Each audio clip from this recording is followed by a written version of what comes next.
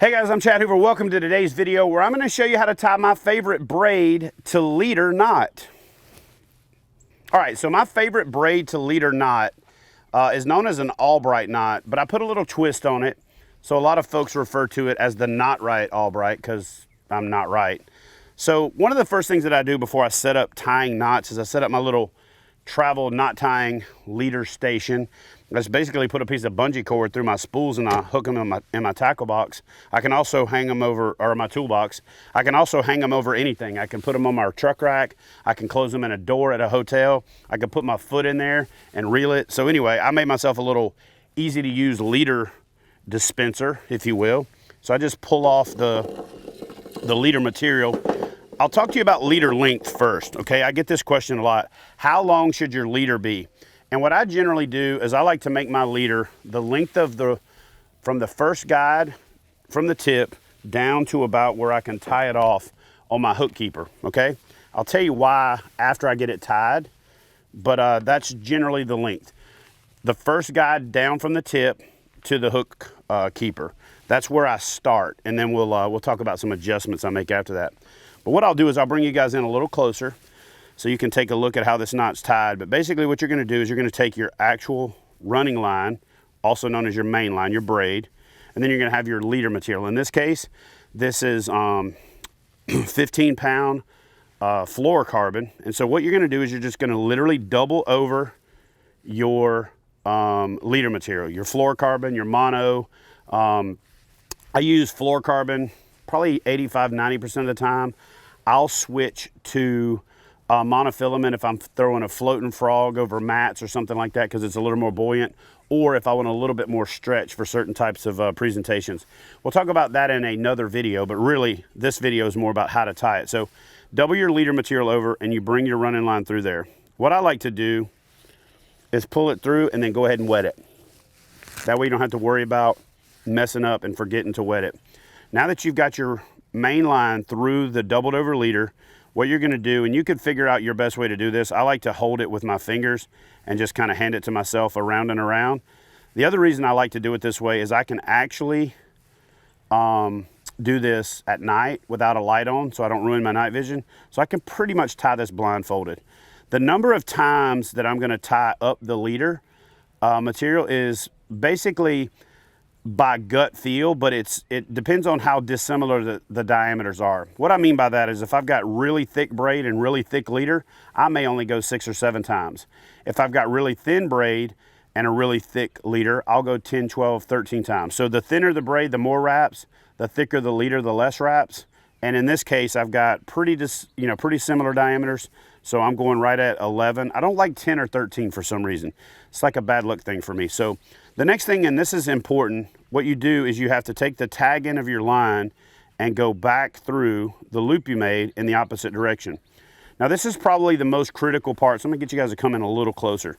This is the most critical part of this knot. What you need to do is have your new tag end and your braided line, and you're gonna slide down the wraps that you've made while maintaining pressure on both pieces of the leader material. Once you get that to where it's right at the bend, you're gonna wet it again. Now, this order is really important, so pay attention. Hold both pieces of your leader, then only hold your main running line and grab the tag end that you made by wrapping the braid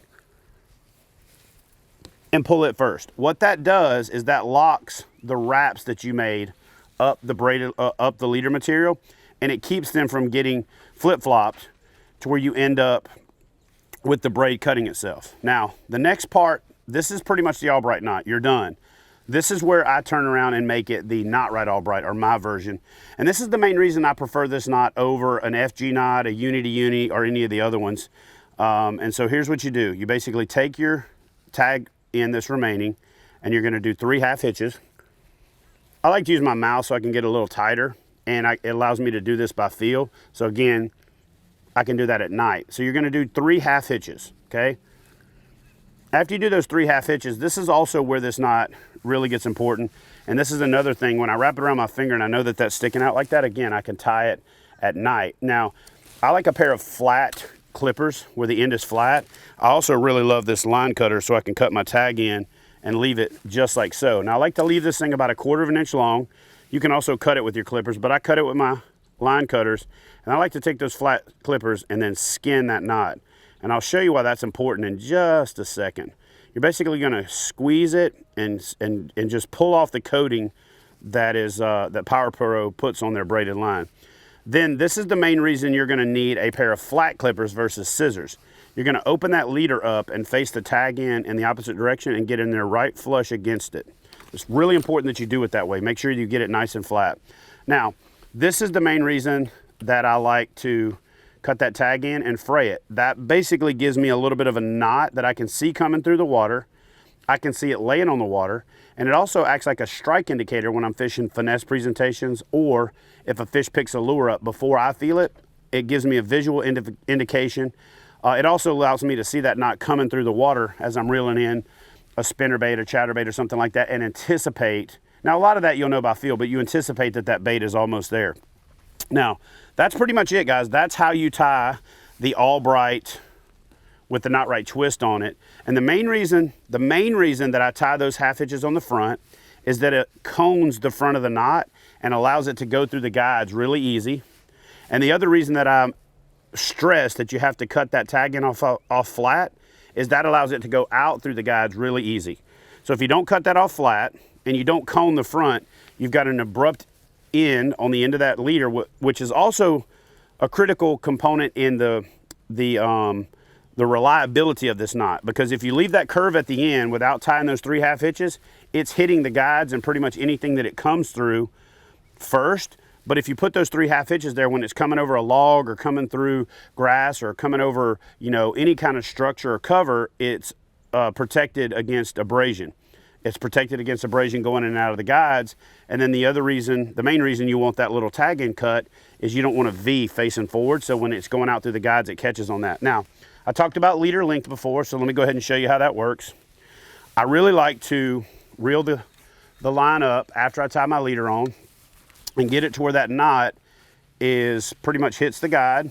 I'll feel it. Oh, I jerked it out of my hand. Haha.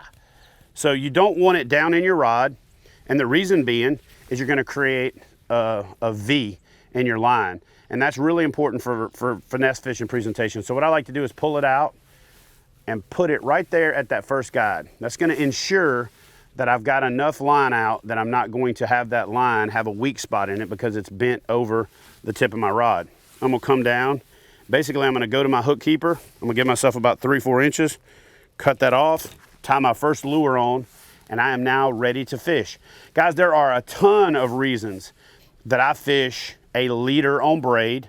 Not the most insignificant of those, being that I've got a good breaking point in the line should I hang up. And that's a time that you do want your line to be able to break, because you could pick an engine block up sometimes with, 30, 40, 50 pound braid. So you do want a breaking point in there somewhere if you have to break it. There's a ton of other reasons that I use a leader, but it'll take a whole nother video to talk about that, and I'll put that video out real soon. I'll link it up in the description box as soon as it's available. But guys, do me a favor, please comment in the comment section below. Tell me if this video is helpful. Tell me if you want to see more videos like this. If you're new to the channel, smash that thumbs up. And if you want to help support the channel, consider becoming a member of Kayak Bass Fishing or Kayak Saltwater Series. You'll find the link to both of those down in the description box. And I gotta thank the folks at Fish USA for help making this video and almost all my videos possible because of their awesome support. So consider supporting those guys. Use the link in the description box below to help support the channel as well. And I will see you guys in the next video. Oh, wait, one more thing. Hey, you guys come in here a little closer. I got an actual tip for you, a pro tip for you on managing your leader and your braid when you're on the road or when you're throwing it in a gearbox. So how many times have you ever taken a spool out and the line is all tangled up because a bunch of the spool ran over, right?